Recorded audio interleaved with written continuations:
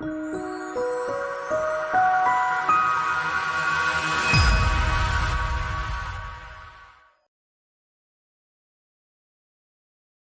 afternoon, everybody, and welcome to the first public sector group of 2026. As with last year, Reynold Leming is going to kick off the programme for us. We looked at digital sustainability last year, and there's been an awful lot of movement since Ren last spoke to us, so we're very grateful that he's come back to give us an update as to what's happened in the last year. For those of you who don't know me, I'm Elizabeth Barber and I chair IRMS Public Sector. We are making a recording of the event, and that it will be available in sort of 2 to 3 weeks after the event has ended, because our volunteer IT team have to prepare the recording for upload to the YouTube channel. If you have any questions, please do put them in the chat. And as I always say, please feel free to use the chat. We are all professional people, so I would ask that you keep any comments constructive and helpful. But apart from that, feel free to use the chat as you will. So without further ado, I am now going to hand over to Ren to take us through the next hour. So the floor is yours, Ren. Elizabeth, thank you so much. Welcome everyone, and thank you for joining. I'm probably going to talk for around 45 minutes and leave plenty of time, hopefully, for questions at the end. And as Elizabeth said, drop them in the chat. And when I stop sharing the screen, I can see the channel too. So if we begin by saying that it's closely aligned with ESG, we have the environmental aspect. And from the digital perspective, that involves a number of different things. It involves power consumption of computing. And at the moment, the UK is about 50% powered by renewable. So a lot of the energy consumed, therefore, by computing still comes from greenhouse gas emitting sources like natural gas. There is water consumption as well, with again probably 50-60% or 40 to 50% still using water for cooling system of data centers. Again, a figure that is improving, particularly among the large hyperscale providers who are looking at water-free cooling, but water still an issue. And we hear from National Grid and the Environment Agency about their concerns of planning for the future, particularly as so many new data centers are being built. There's also all that new equipment that's required to put into new data centers, or the refresh of equipment that's happening more quickly, particularly as we need more powerful processing for things like AI. And that building of that equipment comes out of the ground, the rare earth elements and precious metals. And it's also about electronic waste. Again, the big hyperscalers pretty good at getting stuff back into the circular economy. But at the same time, it's not even always possible, for example, to extract and reuse some of those precious metals and rare earth elements because of the way they're technically built into the latest kind of chips and circuit boards, etc. So there is an enduring environmental impact that we need to look at when we talk about digital sustainability. And what I will be doing today is rolling up the sleeves a little bit and explaining how we actually get to grapple with understanding and calculating that impact. But there's also the social impact of our digital practices. We want to make sure that where we provide digital products and services, whether to our staff or to our external stakeholders, that it's inclusive, that people of all types and categories can use those digital tools. We want to make sure, for example, when AI is being increasingly used, that we understand and assess the workforce impacts of using those tools. And a huge part of the social impact is information rights, which many of the audience today will, of course, be practicing in their day job, as information rights is fundamentally part of human rights, and that is an embedded core part of sustainability. The third part of ESG is governance and transparency and accountability. Again, what we do, but making sure increasingly, as so much that happens in the world is now digital and or data driven, that we have that transparency and accountability in everything that we practice digitally. Sustainability, though, includes a couple of other aspects as well. If you look up a definition of sustainability as opposed to ESG, you'll see it often referring to the environment, to the social aspects, but also to economic sustainability. And what we want to make sure is that there's long-term financial viability in our digital practices. And this is particularly so where there's large volumes of data for research, for cultural heritage, for enduring business use that we need to keep for long periods of time. We need to maintain it, we need to look after it, and we need to make sure we not only do that in an ethical way from an environmental and social perspective, but also that we manage the costs of how we do it and choose the most cost-efficient options for so doing.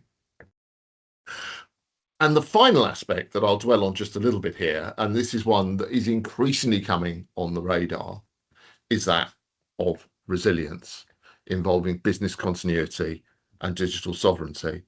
So I don't know if you've seen on news feeds or social posts on LinkedIn, etc., digital sovereignty being talked about, but it is, I'm seeing increasing amounts of it. And there's a number of reasons for this, and some of these do overlap with business continuity. They're not all geopolitical.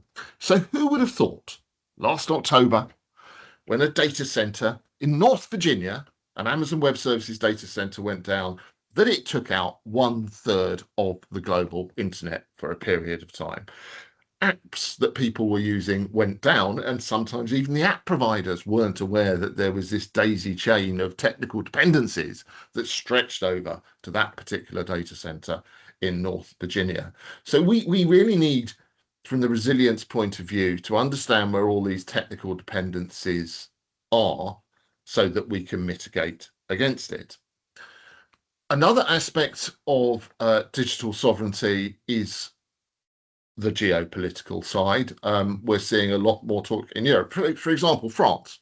France has said that the entire French public sector is moving away from Teams and Zoom. I nearly said Teams and Zoom for chat and video conferencing collaboration, and moving to a homegrown solution. And there are ongoing concerns around certain legislation, certain surveillance and national security legislation, such as, for example, the US Cloud Act in America, whereby if, for example, a technical vendor is based in America and they are requested to provide information under the US Cloud Act, even though they can probably contest it to a certain amount, fundamentally they have to, and that can, should we say, override local data protection laws. So it doesn't matter if the data is not stored in the US because of the US Cloud Act, because the tech vendor is owned. The US Cloud Act covers what they have to do, which is why we're seeing a lot more from the leading tech vendors. And I'm not making any kind of statement about vendors' technology or where they live here, just explaining why digital sovereignty is on the radar. But that is why we're seeing a lot of vendors trying to now air gap what they're doing with technology, so that, for example, they're helping people go on-prem again, and or setting up, like AWS, I think, have European-based. They've set up a company in Germany to entirely run their European operations. There's still going to be legal discussions about whether that has a connection back to the US owner, etc. So the whole bit of digital sovereignty is an increasing part of the sustainability agenda this year, and I don't think is going away in a hurry. So these are our 5 areas that are included. And the next thing I want to discuss is about what we do with that. So basically, we're going to put an ethical lens on our digital practices. So that includes looking at our vendors, looking at our infrastructure, including our servers, our client devices, and our peripherals, looking at our application software, and also looking at our use cases and business processes, and for each of them saying, what's the environmental impact? Is there a sovereignty or resilience implication? What's the social impact of these tools, and how do we do this cost effectively? As well as, of course, are they governed properly? Now, throughout the rest of this presentation, I'm also going to be talking a little bit about the journey that I've gone over the past 15 months or so, and we'll therefore be illustrating it with tools of the platform that we've developed, because a picture tells 1,000 words, particularly when I get into some of the calculation kind of details. But why is this all important? Well, first of all, from the environmental and social aspects, where organisations have to do ESG and sustainability reporting, be that for internal purposes or external regulatory compliance purposes, people have done quite a lot of hard work on this, particularly around measuring the carbon impact, etc., for a number of years. But there was, I think, a distinct gap in terms of the IT area. And for example, in knowledge work organisations, it would be quite easy to estimate that perhaps 25% or more of the electricity consumed is by computers. And that dovetails at the same time with something that I'm increasingly seeing, where people who work in the digital space, be it the IT space or the data and information governance space, want to align what they're doing with digital strategies with the overall corporate ESG strategy. Another thing is it can motivate data minimization. Having the environmental impact figures is a good benchmark and metrics to measure what we're doing in terms of data minimization against. Undeniably, there is the AI and artificial intelligence impact. So I was reading something this morning that at the moment in the planning process in the UK, there's something like 71 new data centres planned. Many of these is to do AI type heavy lifting.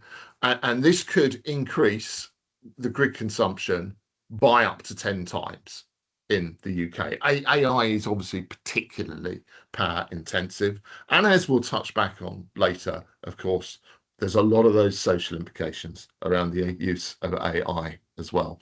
So people want to understand what the risks of AI are, leverage AI, but mitigate those risks. There are resilience concerns of the type I've already covered on the previous slide. There's money. We want to reduce our electricity bills. We want to look through data minimization and other activities at reducing our provisioning and our general compute bills. We want to satisfy our stakeholders. It's, as I say on the next one, brand and reputation. It's a very good badge to have to show that digitally you're working as ethically as possible. It helps with recruitment and retention. It's good for value and missions to your wider clientele and stakeholders.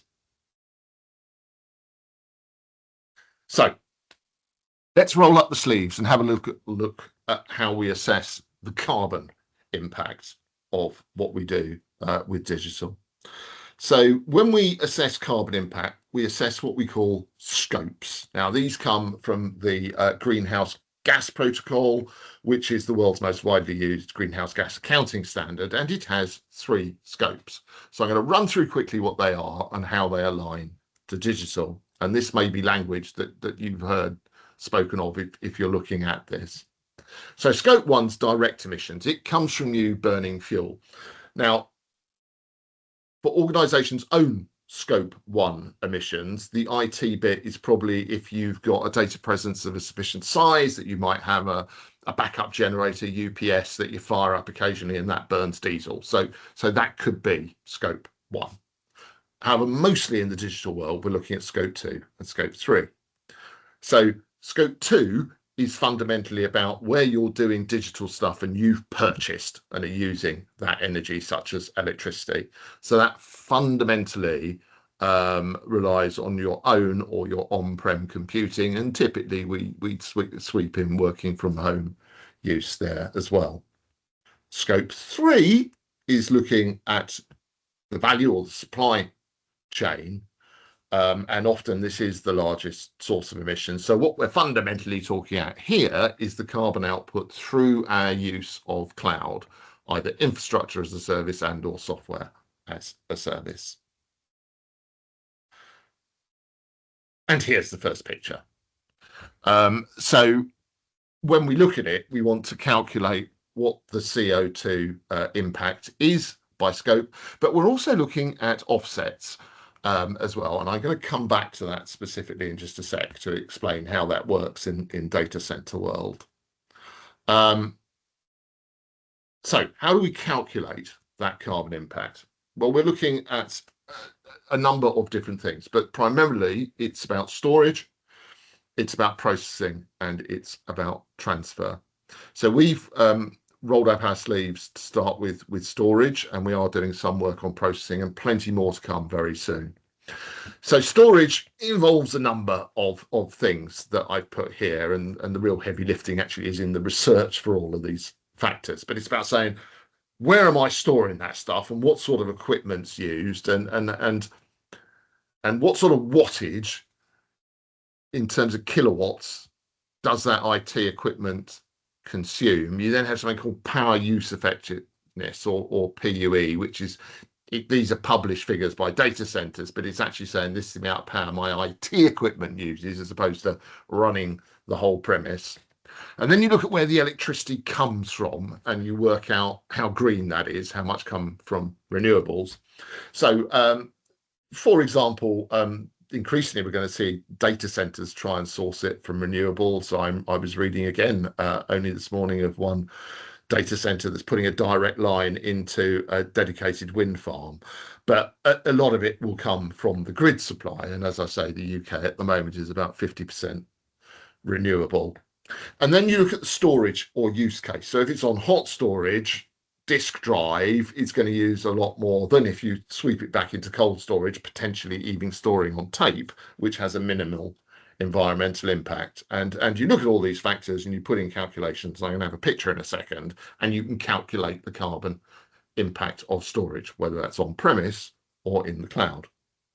You've then got processing. What's the carbon impact of all the different processes you do at different times? This is slightly different because it looks at the processors themselves and what their wattage consumption of power is. CPUs, or increasingly for AI, graphical processor units, or GPUs, and then you put it into a similar equation. Transfer, to me, this is we're looking at this, but it's a bit more difficult because you're looking at the energy intensity of the network and the grid that feeds that. So when you talk about transferring a large amount of data, it all depends where you're transferring it to. And if you mean it's transfer to a whole host of people accessing content or participating in a meeting, what grid are they using? Where are they located geographically in the world? So I think this is a harder one to get your head into. But equally, there's a certain amount of the impact that happens with the process because you invoke that data transfer. So it's sort of covered a bit in processing. But these are the three main areas that people look into. And then there's the concept of offset. So this is looking at what data center providers, or it could even be, your own internal IT, are doing to try and source renewable energy as much as possible. Now, it could be having a wire into a dedicated wind farm, or it could be that you're located somewhere that has really good green energy. Interestingly, places like Kenya are really good because they've got loads of geothermal energy. So they're actually a really green country.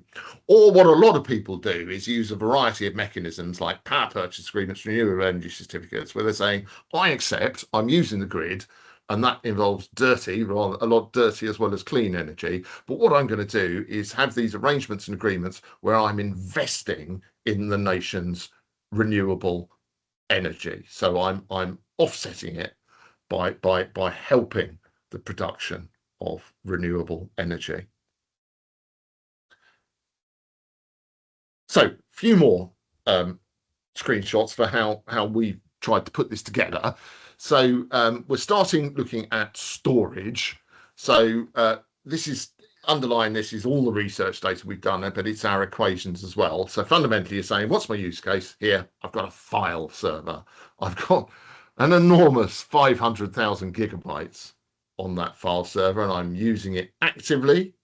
I'm storing it on an on-prem data center, and I've worked out what my kilowatt hours are for that, what my power usage effectiveness is, what geographic location it's in, so I know where it's sourcing its energy and how green that is. I can also put a price, because I think everything you need to monitor the price as well as the environmental aspects. And from that, I can calculate, as we've seen below, some figures. And we've got two figures there, as you'll see. And this comes back to offset, because it's compliance and it's balanced. Compliance is basically, particularly for cloud data vendors, saying, okay, we're going to take what you're saying in terms of renewable use based upon your agreements and your offsets. Balanced is where we've looked at that and tried to say, okay, but is that, how soon is now? Is that actually happening now? Or is this stuff that's sort of pre-fed in that will happen 3 years down the line? So realistically, day to day now, what is the carbon impact of that storage? That's for on-prem. We've got a similar thing that we've done for cloud, where we've built in a list of all the main platform providers. So there's an example here for Amazon Web Services, all their locations. There's an example here for EU, Ireland, and their use cases. So whether it's active, warm, cold kind of storage, and basically when you add a volume of data in that you're storing, or your provisioning size there, you can calculate the carbon impact and monitor and track that over time. We've got instances. I'm keeping half an eye on the time, because sorry, we did lose just a little bit. And as well as record keeping, what you want to be able to do is forecast this in scenarios. And these scenarios can be, what happens if I massively change, or I change the data size? What happens if I change the platform? What happens if I change the platform's location? What happens if I run this digital project? And we'll return to that a little bit in a minute. Now, on-prem, or processing. So at the moment, we started in our journey with saying, okay, let's look at processing on-prem, because that's slightly easier to do. So what we've done is created some little apps and scripts that can run on desktops, on laptops, or on servers, and can look at the CPU use, look at the GPU use over a period of time, and calculate the carbon impact.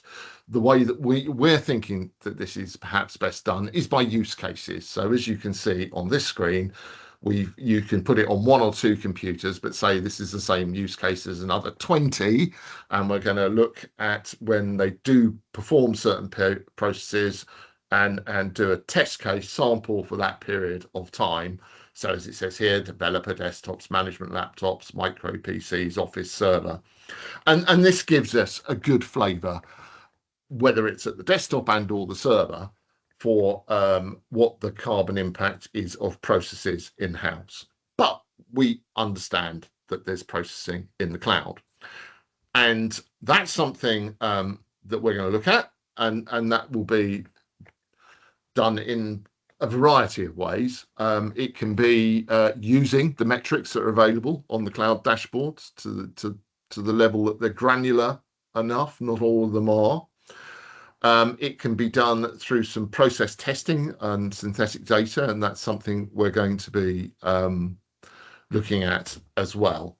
And here's a little announcement that some of you may have seen on social media, but I have to put this text up because it's like the official text. But in a nutshell, and this is really exciting, I think, and it's a privilege to be involved in it, UKRI has provided some funding that the Arts and Humanities Research Council has awarded as a grant to a project being delivered by something called Towards the National Collections. And this is for the digital heritage and research community, and it's about making sure that things happen effectively, but that collections can be joined up for researchers and historians and end users wanting to access information. And part of this has a dedicated environmental and sustainability strand that I'm very privileged to say we're leading, working closely with colleagues at Preserve together in partnership to deliver this. And what we're going to be doing specifically is looking at the environmental and the cost impact of digital processing in-house in the cloud, covering key digital preservation actions such as digitization, transfer and ingest, preservation and access. But actually looking at this is a great platform to then further look at the other main kind of digital process that will have an impact. So this work has started, it's ongoing, and it will give some great intelligence into being able to calculate both the carbon impact and the cost profiles of key and core digital processes. AI specifically, we know that that's hungry in terms of power and other things, and we've got a slightly different data set for this. But what you can do with AI is say, let's have an AI use case, let's look at it via the number of tokens used. If we can't get hold of that information, let's look at it by the average query length and the average number of queries per month. And actually the data set that we're using for this also not only gives the carbon impact, but gives the water impact as well for a variety of different leading LLM kind of tools. And another great thing, once you've got all this information, and this is what people love, and it's great for the messaging in-house, is to think about equivalencies. Using or creating this amount of CO2 for this digital process is the same as boiling a kettle 30,619 times, or using this amount of water for this use case for AI is the same as 3 washing machine cycles or 6 bathtubs. And this really resonates well with people to be able to generate this kind of information. Now, I talked about platforms in terms of the thought process. The next level is to say, well, what impacts that is the individual data sets that we actually store on those platforms. So in thinking, it was right now you create in essence a data asset register, which can serve so many other purposes as well. Data asset registers in digital heritage that the National Archives recommend, information asset registers, ROPers. But if you align it to the platform that it's processed on and put the particular size of the data set in, you can start to look directly at the carbon impact of that and then say, right, I can create an action plan for delete, deduplicate, purge, etc., and have target percentages and also cost metrics directly related to the data set. And then, of course, the world's your oyster, because you can say, okay, let's say if I'm doing this, what else can I do with a data set, with a data asset register? So I can profile it with all kinds of data as I would in an information asset register, so that I can search and report on it. I can look at it in terms of its purpose, what business function and business activity it relates to. I can use information like that and the personal data characteristics to create a ROPA. Everything starts with purpose. So I think cataloging and running through this is a thought process that can really aid the triggering of data minimization actions as well. But more broadly, because we're talking about sustainability, the starting point for an information asset register is quite often looking at things like security and privacy compliance. But I also think now let's do an overall, let's be a bit disruptive. Let's do an overall ethical assessment on our data assets within our register. Let's look at, yes, things like security and privacy considerations, but let's look at what the environmental impact is, and let's look at the social impacts of that as well. And of course, you can report on data. Now, the other thing with the data asset register, and this is the last bit of this, is to say, let's make it living. So let's look at the maintenance policies that we put on data sets, which include things like records retention, but can include a whole load of other things. When do we want people like information asset owners or data stewards or whoever we have involved to do a regular version trim, to do an accuracy review, to do an annual update of the profiling data, to do their disposition reviews based on the retention policies that are aligned to an asset? If this data is to be preserved enduringly, if not permanently, when should they create preservation copies in its life cycle?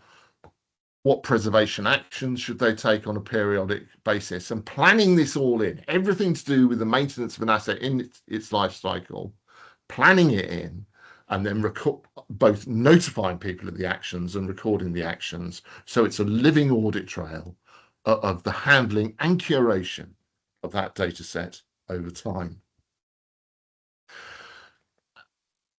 Other kinds of inventories. So the UK government in its AI playbook strongly recommends that everyone keeps an AI inventory. And I personally think that's a really useful thing to do from the social and ethical point of view, so that you can make sure that there's appropriate security, that there's no bias, that there's good data quality and we're avoiding hallucination, and that we can monitor things like the workforce impact, etc., etc. So another thing I would recommend in the digital sustainability journey is setting up and maintaining an AI inventory and tracking change of those use cases over time. Oh, now, digital projects and their planning. I think this is a hugely important part of sustainability and where I want to see the world go. So if we're planning a new project or introducing a new service or piece of equipment, at the moment, we'll obviously, if it involves personal data, do a data protection impact assessment. Increasingly, if it involves AI, we're seeing organizations do AI impact assessments.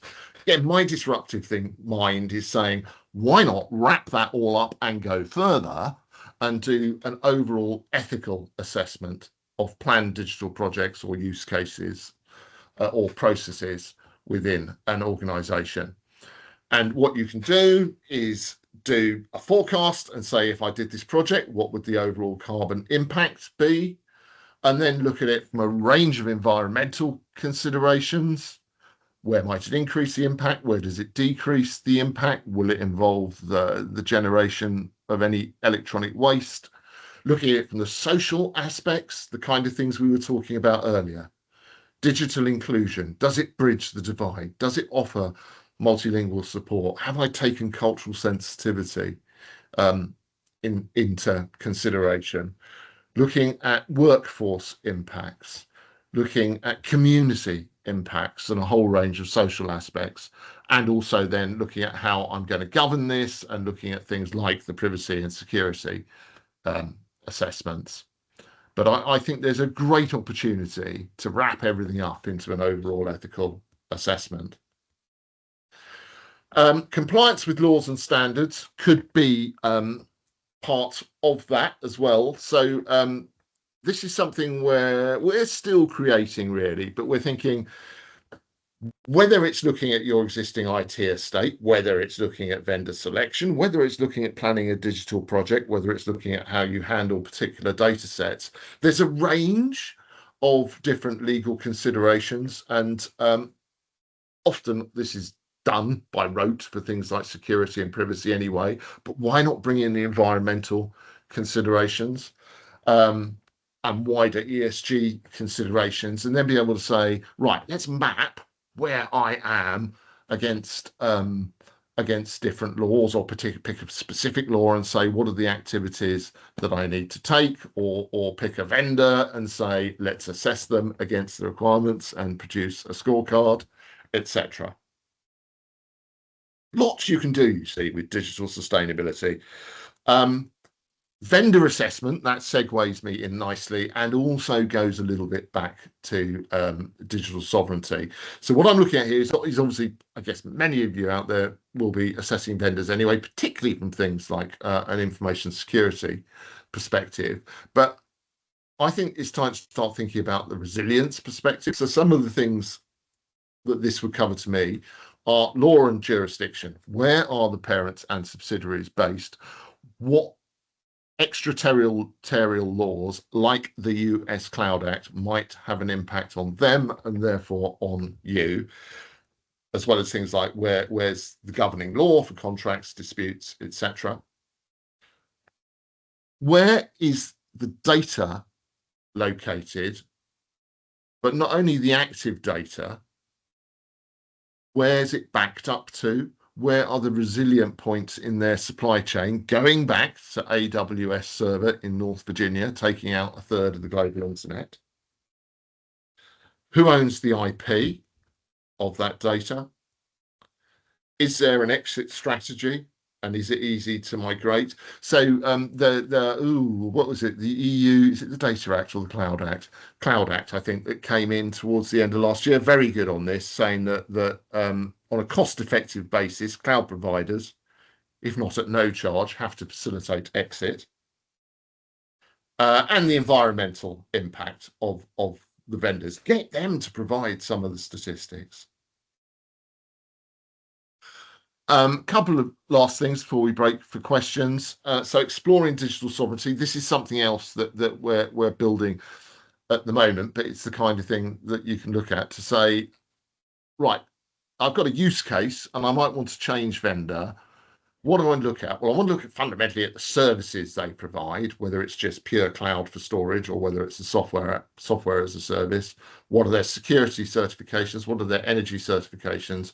Where are they based? And then be able to look at options for different platforms based on this. And this one's in green because it doesn't have anything to do with the US jurisdiction. Electronic waste, I've mentioned, just going to cover that. Two main aspects to that.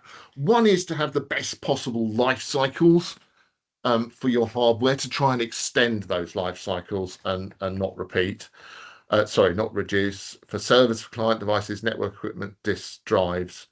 And the other is to try and get stuff into the circular economy, to establish vendor relationships, people who can repair, reuse, recycle, and ensure certified data erasure. Do you know, I was reading this morning that the UK is the second largest creator of electronic waste in the world. That's mostly domestic, because obviously it would include things like washing machines and fridges as well as computers. But I was staggered to learn that. Makes me think. And then to sort of wrap it all up, there's an opportunity to look at your overall journey, look at your maturity. So we were looking around and thought, well, there's no dedicated maturity model to any of this yet. So we've created one. Actions, last summary slide before questions. Purpose, I love that word. Only collect with purpose. Avoid the dark data. Avoid anything that is unknown, unused, unwanted. Govern that information. Make sure that when data is wanted, it's kept in defined systems of record. It doesn't creep off into that shadow IT that no one knows about, let alone has a whole load of privacy and security risks. And of course, keep it trim, implement retention policies. Remove the rot. I feel like I'm preaching to the converted with all of this, so obviously I do apologise because I know you know this. But rot removal, but version trimming is something people are increasingly looking at, particularly as every time we hit save, you know, that new, not that file save as version 1.2 version, but that automatic version that the system generates, particularly on large, visual files. Microsoft provide now, a lot of good version trimming tools, and I'm hearing a lot of people looking at that and building those policies in. Audit your platform and data estate from the ESG perspective. So looking at the social aspects, looking at the environmental impact, looking at whether that can be improved through tiered data storage. So not everything's on the most hungry hot storage tier. Looking at process re-engineering. Can things be done better? Can they even be done at different times of day? This is some of the really exciting stuff that we'll be getting into with all those digital preservation processes. Looking at ethical software design. This is one I haven't mentioned before today. So, so much of what we do involves software, whether it's the software we work with day to day or in our provision to our service users, to our clientele. They use websites, they use apps we provide, they use interfaces into our line of business systems. And there's a lot that we can do from that, going back to things like the inclusiveness. But from the environmental side is looking at our software and saying, yeah, let's make it low code. Let's use minimum of code. Let's look at the user journey so we're avoiding the number of clicks. I mean, this is all great stuff we should be doing anywhere, but it's actually now starting to think that there is an environmental impact from that as well. And training and learning and culture. So carbon literacy, there's some great stuff going on from TNA that's being rolled out. Looks a little bit at the digital and obviously I'm in conversations with all kinds of people about saying that we can help provide content on the digital side, but it's also part of wider digital literacy as well, which would include things like AI literacy, how to effectively use prompts. That's it. That's the slide. We've got a dedicated website, informuco2.com. I'm always available for a natter around this. Delighted to explore this with anyone. So thank you very much for watching, and we do have time for questions.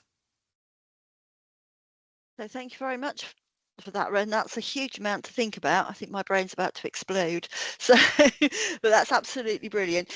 If anyone has got any questions, please do put them in the chat. We've got about 10 minutes to answer questions, despite the best efforts of the technical gremlins. I mean, if you're a conspiracy theorist, you could argue that there was somebody out there who didn't want Ren to tell us all this, but I will reserve judgment on that one. Wow. So if you have any questions, please do pop them in the chat. If not, I mean, I'll continue talking till they happen. Yeah, this digital sovereignty thing I find absolutely fascinating. As I say, this isn't me making any kind of statement about the hyperscale providers because I know they understand this and are working at it. But there was it the Open Rights Group wrote a letter to Parliament when they're passing when they're doing the new security bill going through, saying that we really need legislation for this because your national security is there. Yeah. Would Microsoft have a choice if Trump went into Greenland and Europe complained and he told Microsoft to turn the pipe off? Who knows? It's one of those things I'm absolutely fascinated by this year as perhaps the biggest growing thing of digital sustainability as well as the environmental impact.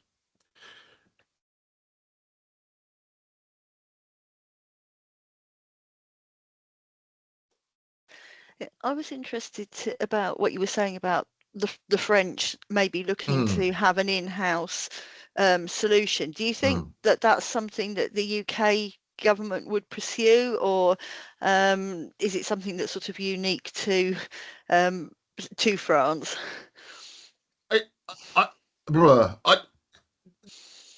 There's a stronger drive for digital sovereignty in continental Europe. So you're starting to see, for example, a lot of city councils out there moving on to open source office productivity and collaboration platforms.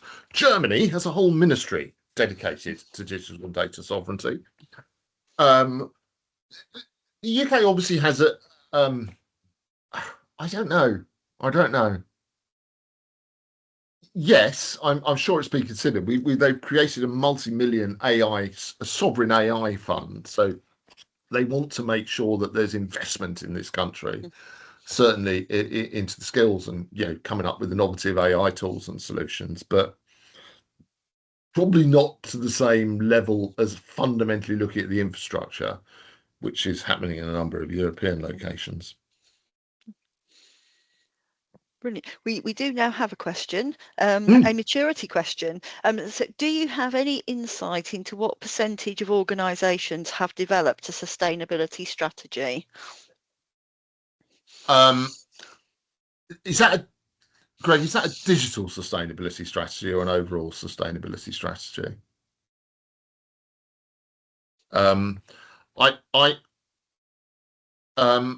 I don't know about digital sustainability strategy, but I certainly find every time I'm at an event or a conference, people are thinking about it. Sustainability strategies, you'll see a lot more of, and a lot of organisations quite mature in their ESG strategies, either because they've got specific reporting like local government or the NHS, or because they're of a certain size where they need to produce or they're in the financial services and need to produce statutory reporting. The digital bit, I think, is growing though,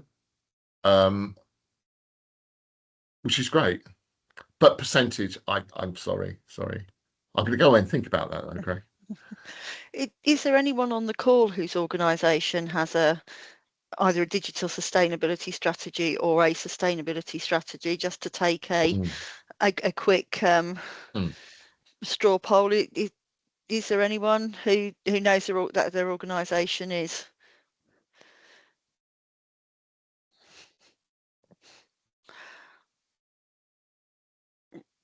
Well, we've Okay, got so we got some hands up. Yeah, brilliant. Yeah, and part of the work here is I think this is a great community to really get involved in it for two reasons. One, because there are IT impacts, but also because it's about data minimization or ethical data preservation, and that conversation with whether there's a dedicated team for ESG, sustainability, climate change, it has a lot of different labels. We'd probably love to hear from you if they haven't already, because they're probably struggling with the missing link, particularly over cloud, scope 3 cloud metrics, and would love someone to work with. But also, as I say, it's just increasingly important. It's consuming more and more electricity, probably on an annual basis. So Geraldine has made a question. Could it be made add to digital sustainability into sustainability reports, and if so, who could make it happen? So I mean, you've got, obviously there's things like compliance and certification standards like B Corp, and last time I looked at that, the only reference data really was around privacy. So I think it's about people like B Corp. A great one for those who find B Corp far too intense, and it's only getting more difficult because they had to make it more difficult because people find it too readily certified, if you know what I mean. There's something called Good Business Charter, which we've done, which is great. That's co-run by the Institute of Directors, the Federation of Small Business, and the TUC. I'm going to talk to them about putting more in digital. So there's the whole standard certification. In terms of reporting, there are some new ESG reporting standards coming out. Most of it's to do really with listed companies, and it's almost, the digital bit isn't explicitly asked for, but they'd be delighted if it went in because it's certainly part of scope 2 and scope 3 and some of the ethical things. And I think the other big thing is obviously to look at people like the NHS, for example. You've got the green plans. It's just a great conversation. So the answer is yes. I'm starting to waffle, Geraldine, but I think there's so many different angles where it could be embedded. Super. And I think we have time for the one last question, which would end everything off nicely. If there was one piece of advice you would give to organisations to improve digital sustainability, first step they should take, what would it be? I think going right back to my first slide, which is define the stack that you're going to audit, which, yes, is your data sets, but it's also the infrastructure in-house or in cloud that runs on, but also the vendors and the use cases. So define that stack and then look at that and say, okay, for each and aspects of those, what can I do in terms of environmental calculations? What are the different sets of questions that I'm asking them from an ethical and social perspective, particularly, and then from a resilience perspective as well. I think it's include the resilience. And so it's what's that stack that I'm looking at? What are the questions, the environmental, the social, the resilience questions that I'm asking? And there'll be slightly different questions you ask of a vendor as you do when you inquire into your platforms, etc. But more than that, perhaps more fundamentally, is just using the environmental calculations as a really good metric for the things you're actually doing at the moment around data minimization and active digital preservation. Super. Thank you very much, Ren. Oh, I'm just going to see. There's a little. I did some research recently, Greg. Surveyed about how still crunching the numbers for quant data, but the key initiatives: energy efficient data storage, data reduction, yeah, and use of green cloud providers. Yeah, brilliant. Super. Thank you so much, Ren, for your Thank time you, everyone. this afternoon. The PSG relies very heavily on the generosity of our speakers, and it's always a pleasure to work with Ren because he's so keen and enthusiastic to get the message across. So it's been a perfect start to the PSG season.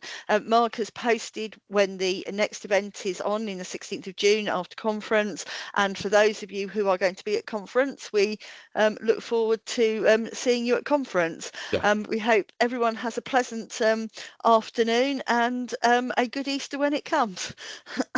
Thank you. Thank you so much, everyone. Have a great afternoon. As I say, always happy for an actor. Take care, everyone. Bye.